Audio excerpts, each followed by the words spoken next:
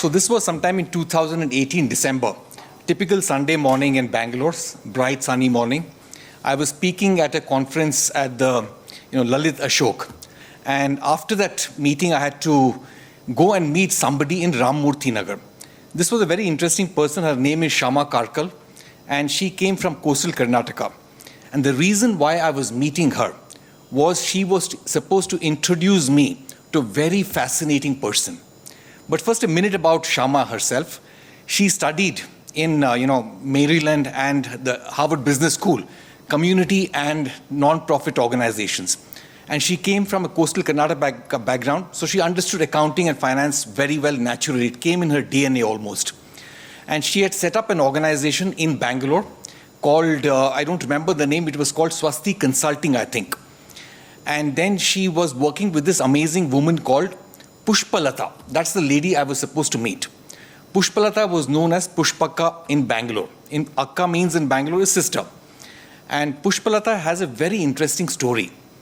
Her mother passed away when she was 17 days old. And a little later, maybe when she was 10 years old, she fell in love with somebody who she ran away with and got married to. And that person she ran away with actually sold her into the sex trade. And she went through terrible times coming out of it. She actually couldn't come out of it.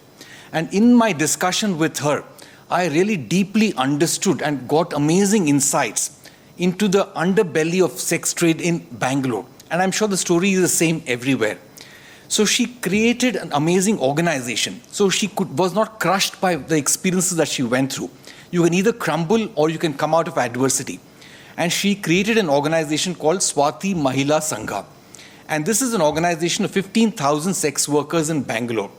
And she has learned the art of management as well. She created an organization coming from that background.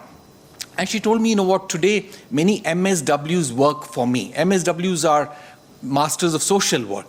And she said, I am just an SW, I'm a sex worker. But I still, manage quite a few MSWs. It's a very, very touching and poignant way in which she told me the whole thing.